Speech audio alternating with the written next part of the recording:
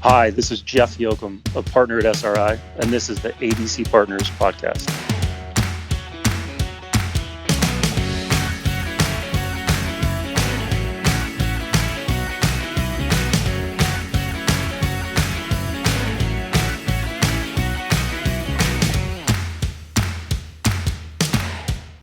In this episode, we've got Jeff Yocom of SRI. Now, Jeff's a long-time executive search professional for sports businesses, and we've known each other for years. So, predictably, our conversation covers a lot of ground. I mean, seriously, you want to talk entrepreneurship? Well, we'll dive into how and why Jeff started his company, Marquee Search. You'd rather discuss growing a business, perhaps? Well, Jeff talks about how Marquee was acquired by SRI and how he knew it would be the right fit. Interested in how to get a job in sports? Jeff's been overseeing executive search in sports for over 20 years, so it's worth listening to what he's got to say on this too. What if your organization is getting ready to begin a search? Well, we discuss how to make sure that goes as smoothly as possible. Heck, we even talk about the weather. Have a listen. Hey, Jeff Yocom, I'm so glad you could join us for the podcast. How's everything going up in Portland? Going very well, Dave. Appreciate you having me on. I think we just had a bomb cyclone that hit the coastline up here, and I think maybe down in your neck of the woods. So we are feeling very fall-like at the moment. I think, and this, I don't want to get, this is clearly not a podcast about weather, but I do appreciate the way that meteorologists have defined a number of ways to keep us constantly terrified. What used to be a heavy rain is now a bomb cyclone, which, I think has the desired effect. They did a good job. We're talking about it, aren't we? We are. We're talking about the weather, which I know is why everybody's tuning in right now to listen to you opine on the latest weather in the Pacific Northwest. But I think what we really want to talk about is what's kind of been a crazy, interesting year for you and your company, Marquee Search, and its acquisition by SRI. Can you give everybody a little bit of background, first and foremost, those who may not be familiar with Marquee Search? The origin story behind it, and then let's get into how SRI approached you. So give us a little sense of the origin story. I mean, the origin story, you make it sound kind of theatrical and maybe even scientific. So very superhero-like. Yes, exactly. Well, maybe I should step back and give a little precursor to Marquee. I'll say that I'll describe myself as an accidental entrepreneur. I did not go into the world thinking there's these serial entrepreneurs that create businesses and then spin them off and go do it again over and over. That was never what my goal was with Marquee Search. I grew up at a time, if I really go back in time here, the 80s was a time where Wall Street, the movie Wall Street, the movie like The Secret of My Success, and Michael J. Fox winner, those kinds of things at the time were in the zeitgeist for me. I started to appreciate, the glamour, I guess, of big business. And so when I figured out that, hey, my skills in athletics were not going to get me to the major leagues, I had to pivot and do something else. And my aspirations became big business. And so, it's a little different these days than, the connotations around Wall Street, et cetera. But at the time, it was a sexy kind of cool thing to do. And so that was my goal going into school and getting a business degree and focusing on business. I ended up tripping into headhunting recruiting. I don't know anybody that went to college to get their degree and, to actually start a career in recruiting. Where's my class on headhunting? Right. And people, I still talk to my parents about it. They're like, what are you talking about? So I tripped into the industry and essentially built a discipline, built a skill set in headhunting and recruiting that was not in sport. But I fortunately found my way into sport, which is a longer story that I'll leave for another day. But I found a company that had an executive search division that was pretty nascent and a little bit sleepy. It was part of a three-legged stool at a company called GameFace, where I think we got to know you a bit. Yep. And worked for a great guy, Rob Cornelis, who's still a friend, and spent 11 years building up their search practice. And by the end, he had run for public office a couple of times. There was a lot of other moving parts in the business. I kind of had enough advice that people said, why don't you go out on your own? I'm like, well, I never wanted to be an entrepreneur. I kind of had that knee-jerk reaction. And finally, enough times of hearing that, I asked a couple of clients and I said, hey, if I went out and I started my own company, would you follow me? And they go, we use you, and so they just gave me the fortitude to go do it and having the support to kick me in the butt to do it. And so I did. So that kind of origin was 2013 that we formed Marquee Search. as a standalone executive search firm. So we didn't have the other legs to the stool, training, academy, all these other really cool things. But I really wanted, as a fastball, I wanted to be a conflict-free environment where our clients could go, hey, you're headhunters. That's what you do. And that's the core business. Keep it really lean and focused on that particular outcome. Exactly. And not worry about, having to sell you something else, quite honestly. Right. Okay. There are other things where that's okay to have to do. But at the end of the day, I'm a little bit altruistic, and like, my clients hire me to do this job. I got to do this job and not worry about any of the other, trappings of our business, So for us, when it's purely executive search, it makes it simple for a guy that's like me. That's pretty simple. So that's how I got into business on my own. Grew that, I will say, over the last 8 years. We grew every year, absent 2020. Mm-hmm. So had a nice run, blue chip clients. I was proud of the fact that we punched above our weight out of the 23rd largest market in the country. We were doing searches with global brands in sport, and they chose to use us based on relationships. Once a client used us, they tended to use us again and again. So it was really just a focus of getting in the door. Andy and I have always said that the purest measure of our success is when clients renew or hire us again and again to do different things. And it sounds like that's a similar metric for what you're currently or had been experienced with Marquee, right? The ability to keep those clients around and coming back to you again and again for the work that you do. I think they probably hammered it in my head back in my early days in search.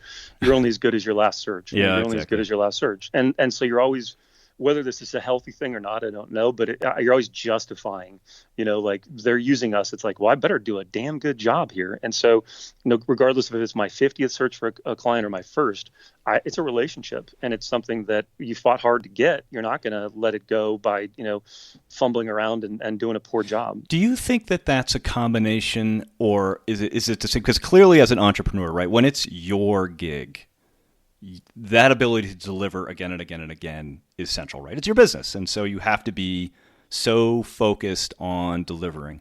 Or is it headhunting specifically? Is it executive search has that you're only as good as your last search? Is it a combination of the two that really drove you, or is it one way more than the other? I mean, I have to be a bit autobiographical here. I'd say it's probably because of this being in the service industry. When the service is you, and at the end of the night, you look in the mirror and you go, did I do a really good job for my client or not? And we all have nothing goes perfectly. There's always like, here's the plan and here's what actually happens. But it's the result. And if you're not getting the result because you're not putting in the work, and you're not, and you're not using kind of the right strategy and focus, I don't know, man. I think it's just being a part of the service industry and feeling like you just can't let your clients/friends down. Well, clearly you were doing something right. I mean, you talked about the perpetual growth. Everybody can push 2020 aside because that's its own animal. But you talked about perpetual growth, and then obviously that attracted the eye of SRI. I mean, how did they approach you? How did you get on their radar, and what was that process like? You probably remember this from back in the day, that kind of the SFX roll up back in, 20, 30 years ago, sports marketing agencies, and this kind of, this accumulation of brands under a roof. And then it kind of dissipated again. It fragmented later. But I felt that kind of happened in our industry, meaning executive search over the last year. Private equity, venture capital entered. They wanted to sophisticate businesses and kind of take a fragmented industry and bring it together. And so there's a bit of consolidation, and we'll see what that looks like in 2 and 3 years. That'll be interesting. Let's do another podcast then. But to me, that's that putting part, a date on the calendar right now. Yeah, that part of having this kind of feeling in the market that there was some movement. There was no for sale sign out at Marquee Search. Our head was down. 2021 was going well after 2020 was tough for the entire industry, and so I just happened to start getting calls. There was literally about probably a half dozen calls that came in all within a month. And I was just looking around like, what is happening? What's here? in the water? I started to pay attention a little bit to, the trades in our industry to say, okay, there's some movement. And so I'm in business development, man. So what am I going to do? It's so meta to hear the recruiter recruit the recruiter. I want to hear that pitch all day long. It's like a sponsor, you want to hear the sponsorship pitch, right? You're right. So I took all the calls, and I definitely don't want to sound like an elitist here, but 5 of the 6 did not resonate. They did not hit home at all. And they didn't hit home. I think the most common denominator, I felt like it was about empire building. They were talking about being bigger, bigger, bigger for the sake of being bigger. And I'll go back to being, maybe Pollyanna and a bit altruistic here, but how am I going to sell that to you, Mr. Client, or you, Mrs. Candidate, or Mr. Candidate? How am I going to do that when we're just talking about being bigger? My focus was on how am I going to be better? Well, ironically, it kind of took you back to the beginning with where Game Face was, right? I mean, you were talking about how do you stay very focused on this niche that you've identified and not feel like you're delivering or trying to drive people into other services. And you kind of sounds like it was headed back that way.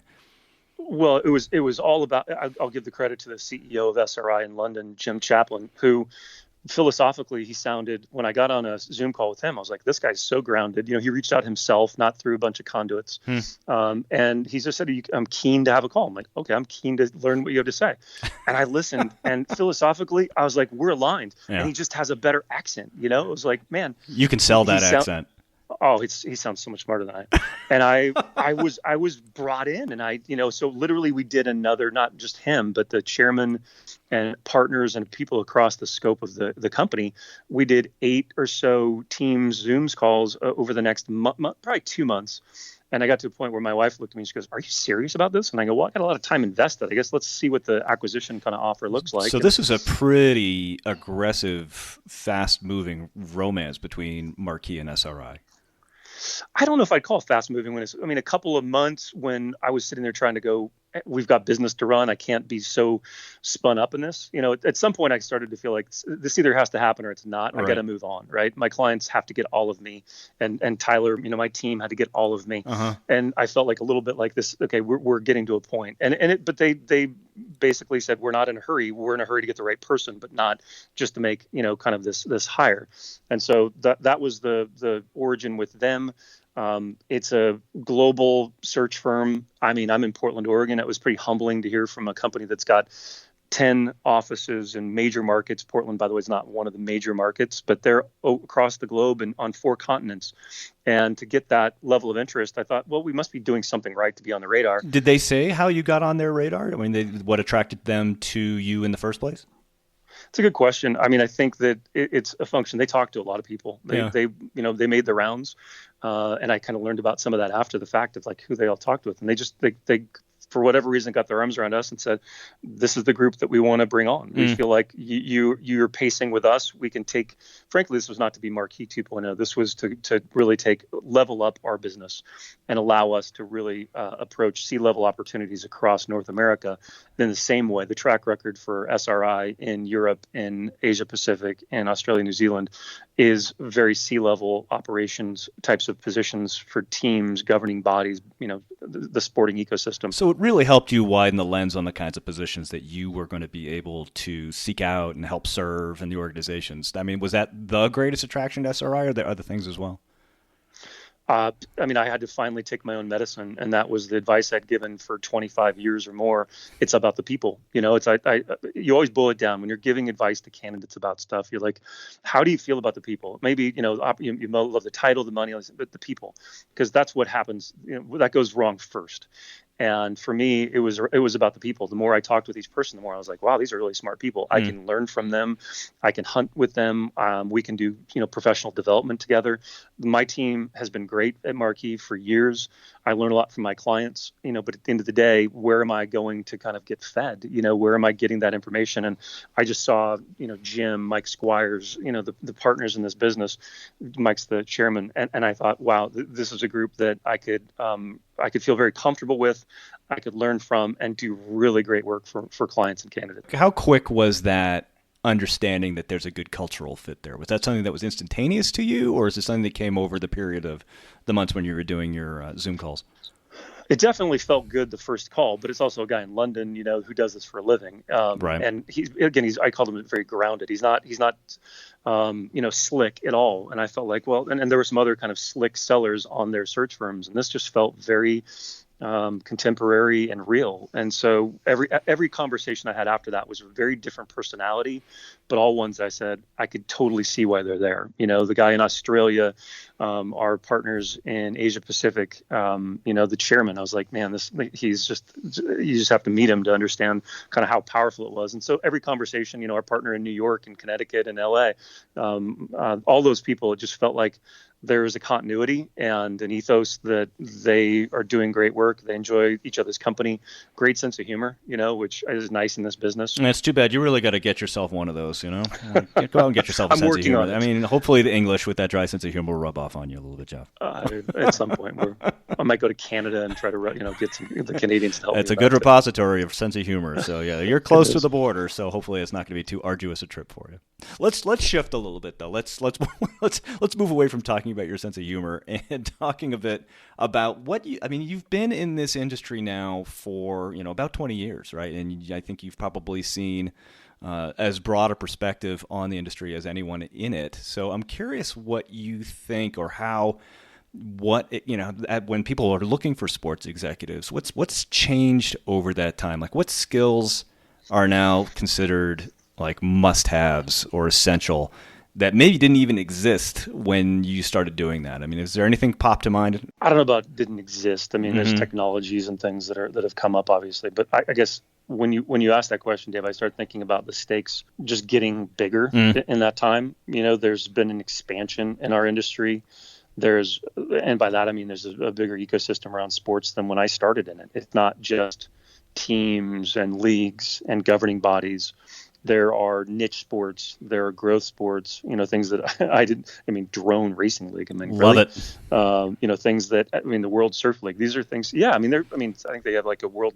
What did they just have a pickleball? I think just came out with something that I saw. I was like, wow. I mean, and I've got friends that love pickleball. I'm missing the train on that apparently. Fastest growing sport in the U.S. Esports, gaming, all those things. So I think with bigger stakes, you just have to kind of recognize that the caliber of professionals has to improve, and it can't all come from in the industry. We've had to tap other industries to bring new practices to play. Do you find part of your job is helping candidates understand that greater breadth of opportunity in the sports industry? When you talk about things like pickleball, do some people just go, what the expletive are you talking about? Or are they coming to you open to those kinds of opportunities? How much is it education on your side? Oh, I think there's a lot of, defusing maybe this conventional wisdom. Like they come armed with preconceived notions, and we know the preconceived notions can often be wrong. And so we get a ton of no's, man. I mean, you go after really talented people, you're going to get a lot. And I think you build a reputation over a history, over a career in this industry. And so people will still probably hear me out. And in hearing me out, I'll just say, just tell me real quick, why are you saying no? And I want to understand and get in your head a bit. And if I hear the right reasons, I'll say, you've got a good read. I think this is the wrong fit for you. Other times, though, you'll hear something where they got a bad read. They heard something, about the churn of the organization. They're concerned about turnover, leadership, whatever it is. And you go, well, let me give you a little bit of an update. I don't think everyone's busy, right? How much have you paid attention to the details like we have now that we're embedded with our client? So yeah, there's a bit of deprogramming that we have to do sometimes. What about specifically? I mean, obviously, I come from the sports marketing side of the equation, right? And that's just a facet of all the different ways that you can get involved in sports. I'm curious if you have specific thoughts or things that you've considered about what's happening on the sports marketing side of the ball. I mean, what are those roles starting to look like, and what are some of the things that organizations that are seeking sports marketing expertise, what are they really starting to hone in on as far as being required skills? Well, I think when I started, there wasn't talk of, and this is a long time ago, there wasn't talk of digital marketing. There wasn't talk of business intelligence, data science. And so I think, again, borrowing concepts and going outside of sport to be smarter, because other industries, frankly, do a lot of things better than sport has historically. And maybe that's the impetus of like private equity and venture capital. We're like, hey, all right, Schmendrick, we're going to bring in some really talented people and bring, new ideas to play. Because you do this, man. There's our industry, especially team sports. There's so much triaging. It's like we're triaging stuff all the time. It's like running from one fire to the next instead of being strategic. And I think that the strategic nature of what we do as an industry, it's just not, the calendar isn't turning every year, and it's just rinse, wash, and repeat. So I think that bringing in some of that outside perspective of strategy, and then also those kind of core, skill sets of data, digital things, that there are a lot of people that are way smarter than me about those things. But think about the challenges that our clients have reaching their consumers in this fragmented media world that's very crowded, that's very competitive. That I think that it takes someone that can navigate those kinds of waters often. And that's a bit different than it was 20, 25 years ago. I think something else that you said that just kind of keyed something in my mind is just that the stakes are so much higher right now because of the amount of money that's involved in sports right now. I think it's, I was reading, I know you probably subscribe to Front Office Sports like I do just to get that morning newsletter. And it struck me recently how much that newsletter looks like the Financial Times pages because of billion-dollar investments. I mean, I think FaZe Clan has just announced they're going to go public and expecting $1 billion offering for an esports franchise. I mean, the amount of money that's being put into sports increases the stakes so much more. Are you seeing the people who are seeking positions being much more cautious, more thorough, more demanding of what they want to see from the kind of people you're bringing to them? Yeah, I mean, our clients, we often have you talked about education earlier. There's education now on the front end. I mean, just over the last 18 months, educating clients about the reason why candidates may be their risk tolerance is less, in a pandemic. You start thinking about why people won't make a move when they were unhappy in the first place. Now, guess what? Are they more prone to make a move in a pandemic or less? They're less. Now, I think there's a lot more movement that's coming now. There's this I call it pent up transience. There's this pent up transience that over the last. I got to write that down. Well, you can use it. I think for once, I think I did not hear that from someone else. It's like our industry. We talk about pent up demand, for tickets and pent up stuff, but pent up transients, there's normal transients, and that normal transients didn't take place the last 18 or so months. And so now there's lots of moves that are happening and will continue to happen into 2022 where you're like, holy cow. Well, it's because you didn't see that kind of move happen, over the last 18 months. And that's just a result of people feeling, the risk profiles they're feeling a little bit more bold and like, okay, I can make this move now. I'm not like, what's going to happen in a year if this doesn't go well. So are you saying like the great resignation has come to sports kind of thing?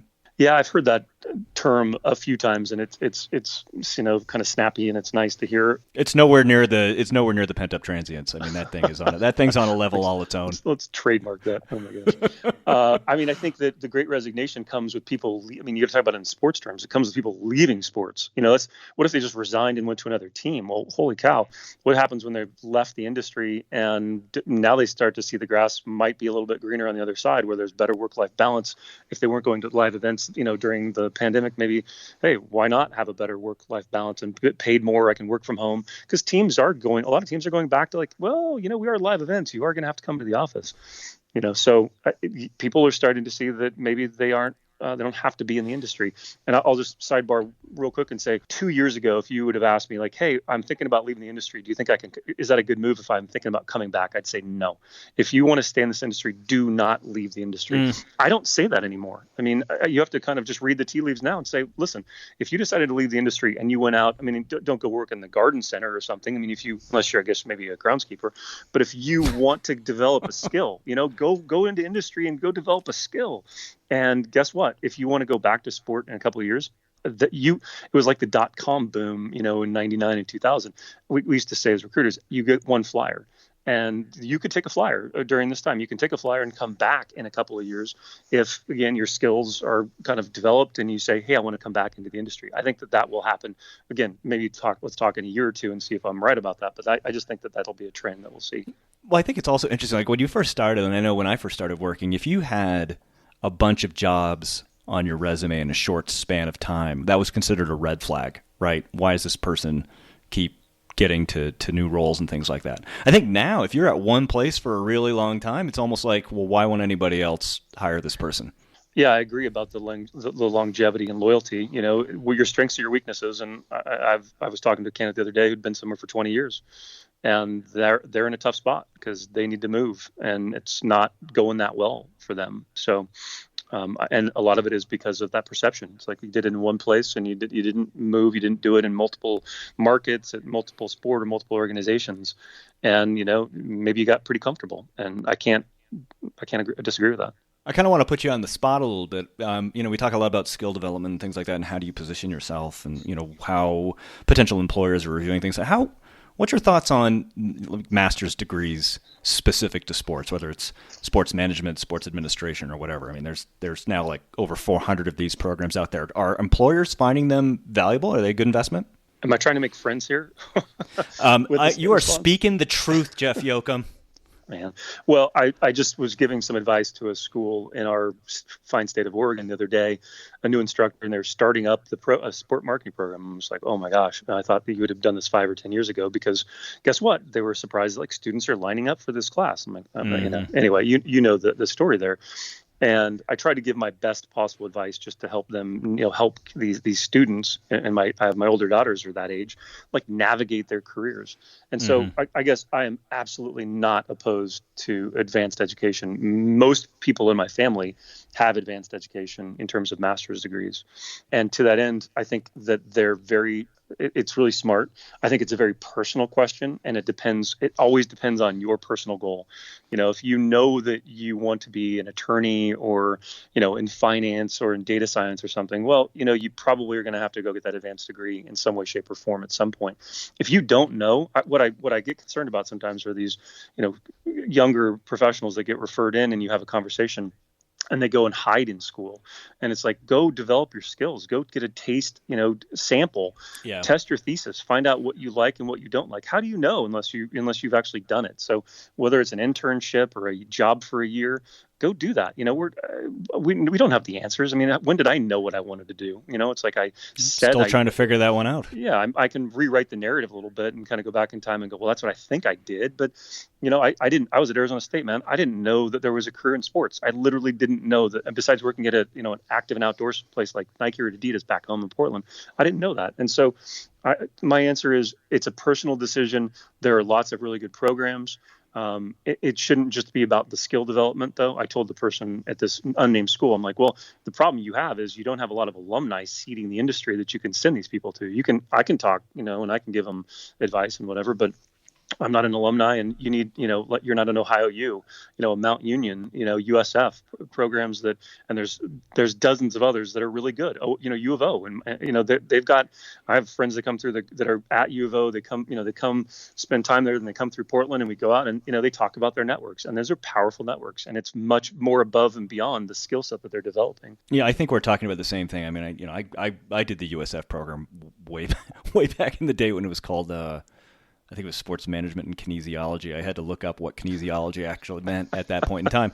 But, having come out of that, I mean, I think what you learn in those programs is fine, right? It's, it's good to, read up on issues related to the industry, and textbooks are generally, the information in them is now kind of out of date the second that they go through the printing press. But what's really valuable, frankly, is the network, right? And that connection to the people who have gone through that program, the people that you meet while you're in the program. That's where I really found value. And, if I connect the dots, I can connect the dots to a lot of people that I met in that program, which lead me to this amazing closet that I'm doing this podcast with you in right now. It's pretty glamorous, really. I bet. I wish we were on video for that matter. No, we're really keeping this off of video. Now, look, we've been at it, and this has been great, and I really appreciate all the time and insights that you've been able to provide in the time we've had together. But before you go, I'm interested in a two-part advice question for you, right? Because you work in this interesting middle point between people who are both, seeking employment opportunities and employers who are seeking the right people to fit those roles. What advice do you have for both of those people, like people on the search side and people on the seeking side? Let's start with people on the seeking side. I mean, what advice do you have for them to position themselves right? When you're talking to someone, how do you come out of the gate with them to get them in the right place? So we do, if we're working on a search, we do prepare candidates in the right way, get them in the right frame of mind, ensure that, when they go into an interview. And a lot of times, how weird is it now? You used to walk into a conference room or walk into an office, shake hands, get a little warm up, walk to an office and start interviewing. Now you're like, Scotty, beam me into the interview, and you're right in front of a screen. Now, the good news is we've been doing this for 18 months, so people should be comfortable with it. But there's still some, hey, I see your office, and this technological kind of awkwardness, that I'm sure there's a better term than that. But I think, one, it's just, developing your own personal talk track. And you always should know if somebody says, hey, tell me about yourself. And you're not, well, just look at my resume. That's not the answer we're looking for. You're going to have to probably give, a 2-minute version of that in some way, shape, or form. So one, know your narrative. And don't say something for the first time on an interview. Because when you say something for the first time, often you go, well, that didn't really come out like I thought it might. It's a little, can I get a do over there? Guess what? Story of my life, Jeff Yocom. Yeah. So in that regard, I just get comfortable enough with it. You're not reading your notes. You're just like, okay, I can talk about myself better than anybody else can talk about me, better than the recruiter, better than anyone. So, build your confidence by practice. And that works quite well. Get advice, from people, and when you ask that question, I was thinking about it from the employer side as you started, then you said, okay, let's pivot. So I had to think, my mind immediately kind of went to the importance of the candidate journey. And I was thinking about that from the employer perspective, but maybe I should have been talking about it from the candidate perspective too, because when I say candidate journey, I'm talking about what's the employer brand. Again, from an employer, what is the employer brand? If I said X organization, what does that bring to mind for the candidate or for you, Dave? So if I said something, it's like, well, that's the employer brand. That's the reputation. Every touch point that the candidate has during that interview process informs them about what it's going to be like ultimately to work there. You have to start reading the tea leaves. And if they're late for every call, if they've canceled on me 3 times in a row, if it seems like a fire drill, this is the best that it gets. This is the best that it gets. This is recruiting. Right. They're trying to sell you. Yeah, I rushed a fraternity. Guess what? When I rushed, they treated me as good as they were ever going to treat me. I didn't know that. I didn't, once I would become a pledge, I was like, well, that wasn't, you're different now. This is different. Yeah, what happened? But I mean, by the way, I didn't regret it. That was a great move. That said, I mean, seriously, you think about that from the candidate journey perspective, whether you call it that or not. Pay attention to the emails that you get to schedule this. Pay attention to who you're interacting with. All those touch points. It was a little bit like walking into an office and and being greeted by the person at the front desk, or someone that came out to say hello.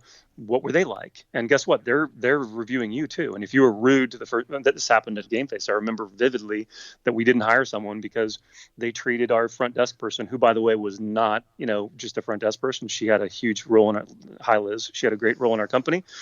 She said they were unbelievably rude. Guess what? They weren't to us. We didn't hire them. Yeah. So details matter. Details matter. Pick up on it and keep your eyes open on just about everything related to the process. That's a great call. Let's flip the script. Like, if you're an organization and you're beginning an executive search, how do they work well with you? I mean, how do they get to you in the most optimum space that they can do so the search goes smoothly and effectively? Well, they do hire us. That's the first thing. So thanks for saying, once they do that, duh. We have to. We're doing an intake call this afternoon, and those are fun. I also tell them it's going to take some time. We're going to go pretty deep. We're going to do discovery, and we're going to learn how we go out and pitch this search. And by pitch, I mean it's a nonfiction. We're nonfiction storytellers. I've always described ourselves as that. And so we have to have a good pitch. It can't be false, but we have to have a good pitch. And so one, we got to make sure that I think that there's alignment of these key stakeholders. The intake call we're doing this afternoon is with 2 people after we talked to the owner the other day. And that owner said, you need to talk to these 2 people in our organization, which I'm like, great, let's get deep. And I sure hope I see alignment, and if there is an alignment, we'll probably talk about it and have to kind of guide them towards, just so we're getting these different points of view. If they're somewhat congruent, that's all we're looking for. We don't have to have everybody singing from the same sheet of music, but we can't have somebody go, whoa, I just heard, 2 markedly different answers from 2 different people, right? So I'd start with alignment. I would start then. What I found is SRI is phenomenally good at agreeing on timelines and commitments for the team. Like we send out a timeline in 2 days, and this is what's going to happen in the search process, and it sets a course for the rest of the search. So you're off and running, and our clients go, wow, that's great. So everybody's clear on that and what their roles and responsibilities are in that regard. And then I guess another thing that we try to do is use objective methodology, and by that I mean, how do we evaluate candidates? Are we comparing apples to apples? Are we using the same kind of methodology? Because what we're trying to do is ensure that we're removing a bias, unconscious bias, as much as possible from the process. So you basically talk about structuring a search for a successful finish. That's how you do it. You do it up front. Begin with the end in mind. Yes. I mean, I can talk about this stuff forever, but I'm going to realize that your listeners probably don't need to geek out on executive search stuff to the degree that I do.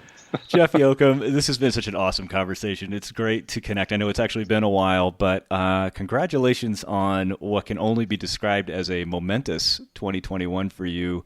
Thanks for sharing everything with us. I mean, this has been great. I mean, we've talked about entrepreneurism. We've talked about business acquisitions and how you got there. And I mean, what else should we talk about? How can we round this out so everybody gets everything they ever wanted from a podcast? Are we presuming that they're still listening right now? We are, absolutely, because this has been riveting, Jeff. Yeah. Dave, no, I appreciate you having a platform like this. I mean, to be honest with you, the thing that comes out of what we've just gone through over the last 18 months are things like this, I think, where people can sit at home, can be on a run or in the car and listen to content that they want to go. Hopefully they can go find it. But there's so much great content out there. And I hope that this was a slice of that. And I appreciate you putting together a platform where I could share some of this information. Can't wait to come up to Portland and grab a beer with you in the near future. Thanks again, Jeff. I'll be here, my friend. You take care. Thanks for listening to this ADC Partners podcast. For more information about ADC Partners, please visit our website at adcpartners.com.